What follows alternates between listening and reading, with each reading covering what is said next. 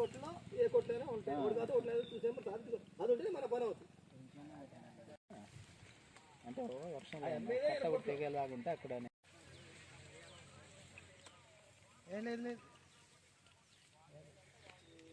సరే పోయిన సంగతి నేను చూస్తలే కానీ మీరు దవడకపోతే రెంచైనా కొనుక్కొచ్చండి. సాధించడం ఒకటి అది కాకపోతే మోడల్ మీకు కూడా ఉంటుంది కదండి.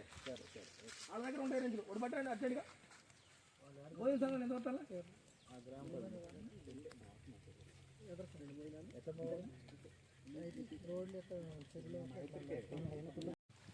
ఇది రహదారి పరిస్థితి. కారకలగండ పంచాయతీ రాజుపేట గ్రామంలో ఉన్నది. 4 చినుకులు పడ్డా కూడా మోకాళ్ళలోతు నీళ్ళల్లో పిల్లాజీలతో వెళ్ళాల్సిన ఇబ్బంది పడుతున్నారు. కావున అధికారులు స్పందించి చేయాలి. ఒక్కరోజు వచ్చిన వర్షానికి మా రాజుపేట గ్రామంలో పోయేదానికి దారి లేకుండా పోయింది. అధికారులు పట్టించుకోవట్లేదు.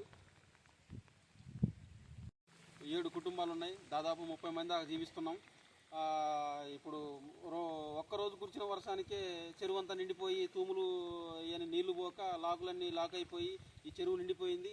రహదారి అనేది లేదు, తిండికి దారి లేదు, అలాగే వైద్యానికి పోవాలన్నా ఏమీ అవకాశాలు లేవు. మేము ఏం చేయాలో అర్థం కావట్లేదు. అధికారులు పట్టించుకోవట్లేదు.